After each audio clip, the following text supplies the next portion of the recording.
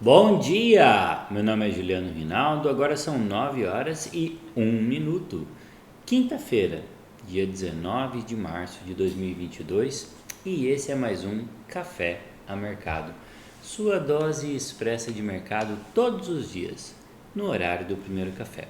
E hoje, nesse Café a Mercado, vamos falar sobre notícias do mercado financeiro, vamos falar sobre o resultado da divulgação do aumento da taxa de juros, tanto pelo Banco Central dos Estados Unidos quanto pelo Banco Central brasileiro, o Fed e o Copom, divulgaram a elevação da sua taxa de juros ontem. Então vamos ver como é que isso repercutiu e vem repercutindo, trazendo consequências ao mercado financeiro e à economia como um todo, no Brasil e no mundo.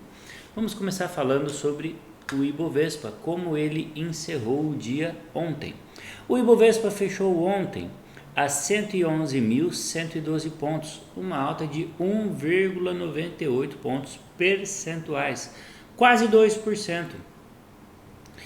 Portanto, na semana ele acumula uma queda de 0,54 pontos percentuais. E podemos ver que bem no momento em que o Banco Central americano divulgou a sua nova taxa de juros, né? Porque o Banco Central americano ele vinha trabalhando com uma política de taxa zero, né? E aí ele divulgou que a taxa de juros vai ser 0,25. Então agora ele está numa faixa de juros de 0,25 a 0,50 pontos percentuais. Para a economia dos Estados Unidos, isso é bastante, porque desde 2008 eles estavam trabalhando com uma política de taxa zero. Então, exatamente nesse momento, a nossa bolsa teve uma queda, que foi nesse momento aqui, ó. Só que, pela maneira como o Banco Central divulgou, logo após teve as falas de Jerome Powell, eles deixaram muito claro que isso não vai ser assim tão agressivo, né? No mercado financeiro nós usamos o termo hawkish, que é duro, né? Tem a ver com o gavião, né? Não, isso foi mais encarado como dovish, tem a ver com a pomba, mais doce, né? Mais maleável. E aí o mercado já encarou isso como mais tranquilo, tanto que a renda variável, que o Ibovespa acompanha mais a renda variável, encarou isso como positivo. Então, alguns até se perguntam, né? Ah, mas a elevação da taxa de juros não vai parar de trazer dinheiro para o Brasil? O fluxo do capital estrangeiro vai diminuir? Porque muito da elevação da nossa bolsa foi por conta de os investidores pararam de investir em outras bolsas e começaram a investir na nossa bolsa aqui do Brasil, né? Por exemplo, parou de investir na Rússia e esse dólar deixou de ir para a Rússia, por exemplo, né? E veio para o Brasil. Agora que a taxa de juros está maior, para que eu vou correr risco? Ou Rússia, ou Brasil, ou Chile, ou qualquer outro mercado emergente. Vamos colocar na renda fixa dos Estados Unidos que eu ganho lá e não corro risco. Mas, para o investidor ultraconservador, vale a pena. Mas para aqueles que querem ganhar mais, ainda vale a pena arriscar e ganhar aqui no Brasil, porque é um mercado atrativo. Então isso não vai, pode diminuir um pouquinho, mas não vai impedir de trazer esse recurso. E o mercado entendeu dessa forma, tanto que a bolsa continuou subindo, não só no Brasil, como também nos mercados como Dow Jones, nas bolsas como Nasdaq, Dow Jones, S&P 500, a renda variável continuou subindo. Se subisse mais, não teria tido esse resultado. E nós podemos ter essa mesma leitura quando analisamos o gráfico do dólar ontem. Foi exatamente isso que aconteceu. O dólar vinha em queda, no momento da divulgação teve uma leve alta, mas aí já voltou a cair. Então foi exatamente isso que aconteceu. O dólar comercial ontem fechou com uma queda de 1,28% a R$ 5,09. E hoje ele já abriu em queda. Outro motivo também que fez com que a bolsa brasileira e bolsas mundo afora tivessem alta, mas em especial as bolsas brasileiras, foi a questão asiática, né? As bolsas asiáticas principalmente da China, estão tendo, vamos dizer assim, um acordo com o mercado financeiro dos Estados Unidos. Muito assim, vem cá, amigão, fica meu amigo para você não ficar amigo da Rússia. E isso eleva o mercado de commodities, isso anima o mercado de commodities. Mas, basicamente, foi isso que aconteceu ontem, só para a gente ter um breve panorama. Vamos a melhores e piores desempenhos de ontem, depois a gente analisa o que está acontecendo agora, mundo afora. Rimou, agora mundo afora. Vamos a melhores e piores de ontem. CVC Brasil, 17,15%. Local Web, 10,33% de alta. Banco Inter, 9,94% de alta. Eco Rodovias, 8,88% de alta. E Grupo Natura, 7,29% de alta. Piores desempenhos. Edux, com menos 10,48% de alta. Cielo, com menos 3,11% de alta. 3R Petróleo, com menos 2,55%. PetroRio, com menos 2,32% e Cogna com menos 1,42%. Esses foram os piores desempenhos de ontem. Falamos sobre alta de commodities, mas commodities relacionadas a minério de ferro, China, não petróleo, porque petróleo é outra história, né? Petróleo tem a ver com guerra, tem a ver com outra situação. Agora vamos falar do cenário mundial neste momento. Os mercados asiáticos fecharam em alta nessa quinta-feira, que eu acabei de falar, ontem e hoje, tá tudo feliz da vida lá, com o índice Hang Seng de Hong Kong liderando os ganhos entre os principais mercados da região, subindo 7,04%. Futuros dos Estados Unidos têm queda, enquanto bolsas da Europa passaram a operar em baixa, à medida que os investidores digerem o primeiro aumento de juros do Fed desde 2018 e sinalizações de mais 6 altas este ano. 6 altas. O Fed também elevou significativamente suas projeções para aumentos de taxas e inflação em 2022. Logo após a decisão, na tarde da véspera, os índices americanos diminuíram os ganhos, mas voltaram a ter alta e fecharam com valorização, igual o Ibovespa. Também repercutindo a coletiva do presidente do Fed, Jerome Powell, após a decisão, com os investidores tomando essas mudanças agressivas como prova de que o Banco Central está levando a sério o aumento dos preços. Também no radar está a guerra na Ucrânia. Na quarta-feira, notícias de progresso nas negociações de cessar-fogo ajudaram na valorização das ações. Hoje, o Kremlin disse que negociações com a Ucrânia continuam, ainda sem acordo. Enquanto isso, os mercados da China se recuperam ontem, depois que uma reportagem da mídia estatal chinesa sinalizou apoio às ações chinesas, em um movimento que continuou nessa sessão. O relatório disse que os reguladores de ambos os países estão trabalhando em um plano de cooperação em ações chinesas listadas nos Estados Unidos. Exatamente o que nós achamos, falamos relacionados a melhora nas commodities. Ele também disse que as autoridades trabalharão para a estabilidade no setor imobiliário em dificuldades. Isso é uma coisa que nós brasileiros precisamos ficar muito atentos. Por quê? Quando menciona dificuldade no setor imobiliário, isso aí vão dizer, começou com Evergrande. E aí esparramou, espalhou, virou, contagiou o mercado. E quando fala setor imobiliário chinês, a China é uma grande demandante de commodities, principalmente minério de ferro. E como a nossa bolsa é uma bolsa predominantemente exportadora de commodities e minério de ferro tem um grande peso, a China ela tem muito a crescer, tem muito mercado ainda, mas esse mercado que está em dificuldade, que é o mercado imobiliário chinês, a gente tem que tomar muito cuidado, porque Vale, Gerdau, Uzi Minas e outras empresas têm muito peso, são muito importantes para o nosso Ibovespa.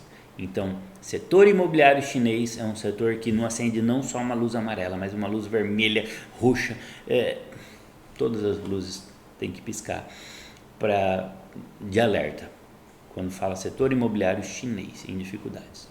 Na agenda econômica, os investidores receberão vários novos dados econômicos dos Estados Unidos na manhã de hoje ainda, incluindo números iniciais de pedidos do auxílio-desemprego da semana passada, construção de casas novas, dados de fabricação do Fed da Filadélfia e a produção industrial também estão programados para serem divulgados antes da abertura. No Reino Unido, às 9 horas, sai a decisão de taxa de juros. No Brasil, destaque para o IBC-BR de janeiro, que alguns costumam chamar de prévia do PIB do Banco Central, que saiu agora às 9 horas, horário de Brasília. Atenção ainda para os anúncios do governo. Secretaria de Política Econômica do Ministério da Economia marcou para 9h30, horário de Brasília, a divulgação de novos parâmetros macroeconômicos seguidos de coletiva. De acordo com fontes ouvidas pela Reuters, a previsão oficial de crescimento econômico deste ano deve cair de cerca de 1,5% deve cair para cerca de 1,5% e antes era 2,1%. Do lado corporativo, a B3 divulga seus resultados do quarto trimestre de 2021 após o fechamento dos mercados. O consenso aponta para o lucro líquido de 1,27 bilhões de reais. Então aqui nós vimos um breve panorama do mundo agora e do Brasil, né? Agora vamos à notícia do cenário internacional, mais um detalhe a respeito da fala de Jerome Powell, presidente do Fed, que diz que o Fed pode finalizar o plano de redução do balanço ainda em maio, nós já estamos em março. Vamos entender como isso impacta a economia. Autoridades do Fed fizeram progressos excelentes em seu plano para reduzir o balanço patrimonial de quase 9 trilhões de dólares do Banco Central norte-americano e podem finalizar esses detalhes em sua próxima reunião de política monetária em maio, disse o presidente do Banco Central dos Estados Unidos, Jerome Powell, ontem, quarta-feira. No geral, afirmou, o plano parecerá familiar à última vez que o Fed reduziu participações em títulos entre 2017 e 2019, mas será mais rápido e muito mais cedo no ciclo do que da última vez. O Banco Central fornecerá mais detalhes sobre parâmetros do plano quando divulgar a ata da reunião nesta quarta-feira em 3 semanas, disse Powell. Sempre que eles fazem a reunião, depois eles passam por escrito o que eles decidiram. Leva 3 semanas e aí ajuda todo mundo a entender o que aconteceu. O balanço do Fed mais que dobrou durante a pandemia, quando o Banco Central comprou trilhões de dólares em treasuries e títulos lastreados em hipotecas. Primeiro para acalmar os mercados e depois para apoiar a economia. Era aquela injeção de recurso que o Banco Central fazia no mercado. Eles compravam títulos e injetavam recursos, colocava dinheiro para incentivar a economia. Mas o Fed encerrou essas compras de títulos nesse mês. Diminuir a carteira ajudará a apertar a política monetária e as condições financeiras, contemplando o movimento do Banco Central em direção a taxas de juros mais altas com o objetivo de trazer a inflação de volta ao controle, afirmou Powell. No início deste ano, o Fed disse que as reduções do balanço geralmente aconteceriam não por meio de vendas de títulos, mas ao permitir que eles deixassem a carteira conforme vencessem. Investidores esperam que o Banco Central estabeleça limites mensais para controlar a redução e torná-la previsível. Estaremos atentos ao contexto financeiro mais amplo quando tomarmos a decisão sobre o cronograma das reduções, afirmou Powell. Sempre queremos usar nossas ferramentas para apoiar a estabilidade macroeconômica e financeira e queremos evitar adicionar incerteza em uma situação já incerta. Então, o que ele está querendo dizer com isso tudo? Lembra quando nós falávamos sobre a injeção de capital que o Banco Central fazia no mercado americano que afetava o mundo inteiro? Então, agora eles estão deixando muito claro como eles estão fazendo. Algumas vezes eles compravam, outras vezes deixavam vencer. E agora estão deixando claro que queriam começar isso em março, já estamos em março e querem finalizar isso em maio. É isso que ele está deixando claro. Então, quais são as políticas que o Banco Central americano faz? Elevação de taxa de juros, como todo Banco Central, injeção de recursos e agora redução do balanço. Então, são formas que o Banco Central injeta recursos na economia, aumenta a liquidez, só que isso também afeta ou alimenta a inflação.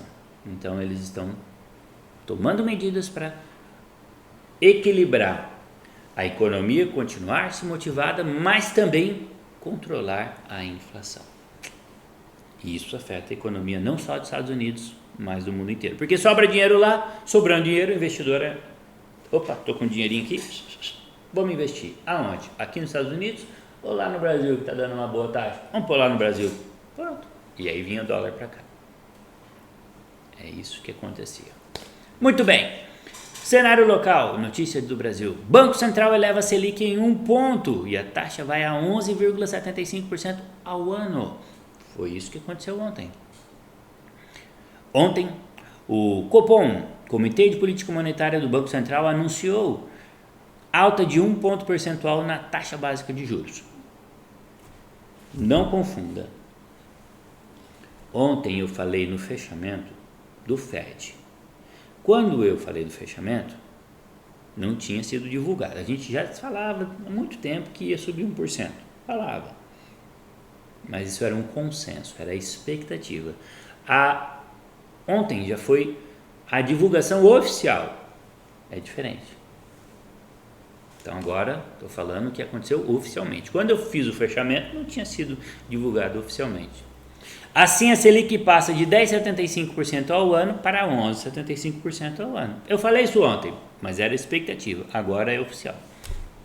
Esse foi o 9º avanço consecutivo da Selic, que permaneceu no menor patamar histórico de 2% ao ano entre agosto de 2020 a março de 2021.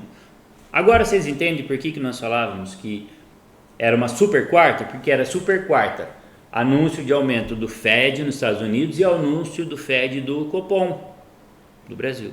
Super quarta, decisão dupla, quarta-feira. É o maior patamar da taxa Selic desde fevereiro de 2017.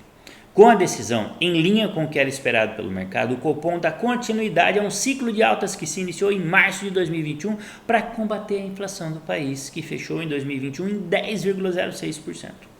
Em comunicado, o Copom diz que avalia que o momento exige serenidade para a avaliação da extensão e duração dos atuais choques.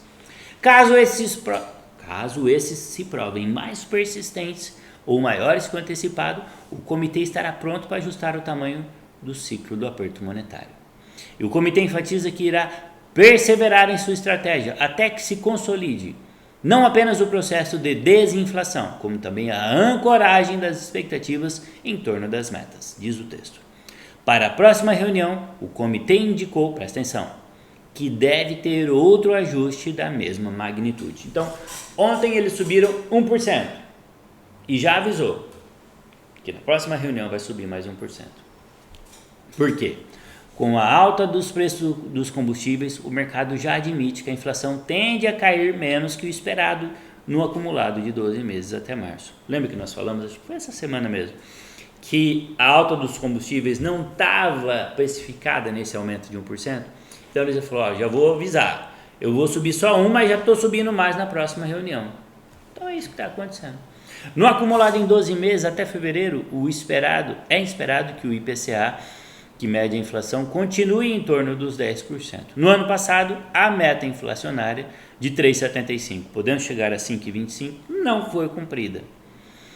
Por quê? Porque o movimento dos juros direciona esforços para evitar que o mesmo se repita, buscando trazer a inflação para dentro da meta de 2022, principalmente 2023, que é o mesmo, 3,5%, de 3,25% ao ano, com tolerância de 1,5% para mais ou para menos, para cima ou para baixo. A taxa básica de juros é o principal instrumento do Banco Central para perseguir a meta de inflação estabelecida pelo Conselho Monetário Nacional. Uma taxa de juros mais alta pode retardar a recuperação da atividade econômica. E os analistas do mercado financeiro esperam uma inflação em 6,45% em 2022 e 3,7% em 2023, de acordo com a última edição do Boletim Focus. Com isso, a expectativa é de uma Selic em 12,75% ao ano até o fim deste ano, recuando a 8,75% ao ano no ano que vem. Sopa de número, não é de letrinha, é de número, mas é só para a gente entender. O Banco Central está fazendo um esforço para segurar o aumento da inflação. Só que nós temos, junto do cenário guerra, que reflete no aumento do petróleo, que reflete no aumento do combustível, que reflete no aumento de tudo. E aí tem que aumentar a taxa de juros, que é para segurar o aumento da inflação. Isso que está acontecendo. Vamos lá, a atualização da ferramenta Insight. E hoje vamos falar da ex-queridinha Magalu. Magalu, sua ex-linda, que já foi uma ex-queridinha, mas continua sendo a queridinha dos analistas, né? Porque olha o upside, 96%. O que é um upside de 96%? É que eles acreditam que a Magalu pode valorizar 96%. Então, se ela vale hoje preço R$ 4,98, ela pode chegar a quase R$10. É isso, preço justo, R$ 9,80. É isso que os analistas indicam. Então vamos entender o que aconteceu. Por que eles recomendam que você compre Magalu? Porque eles acham que está barato. Recomendação de compra 2. Então vamos lá. Quando você lê esse relatório, você vai entender. Magazine Luiza divulgou resultado referente ao quarto trimestre. Aqui você vai entender onde a empresa trabalha e por que eles acreditam que tem um potencial. Aí você vai entender aqui. A companhia, como era de esperar, reportou números que deixam claras as dificuldades do setor. Mas quando eu li esse relatório, eu entendi. Como tem muitas, o que afeta é o e-commerce. As pessoas que têm acesso à internet não compram mais na loja física. Tem muita concorrência na internet. Então, eu vou lá, pesquiso e compro em outras lojas. Mas quando você lê esse relatório, você vai ver, olha aqui, percebemos que a população do Brasil ainda tem baixo acesso à internet, que atinge 71% da população, segundo dados da We Are Social. Então, eles acreditam que essas pessoas ainda vão comprar na loja física, e é onde está o potencial de crescimento que os analistas defendem. Por isso, acreditamos que a Magazine Luiza é uma empresa muito bem posicionada para surfar o crescimento do e-commerce do país. Então, está aí a opinião dos analistas da Insight. Recomendamos que você leia esse relatório e entenda se vale a pena para você investir em Magalu e entender por que ela é uma das queridinhas dos analistas, tá bom? Assim, agradecemos a sua atenção. Desejamos a você uma boa quinta-feira, desejamos a você um excelente dia, desejamos a você bons negócios e desejamos a você bons cafés. Obrigado, companhia. Até mais. Tchau.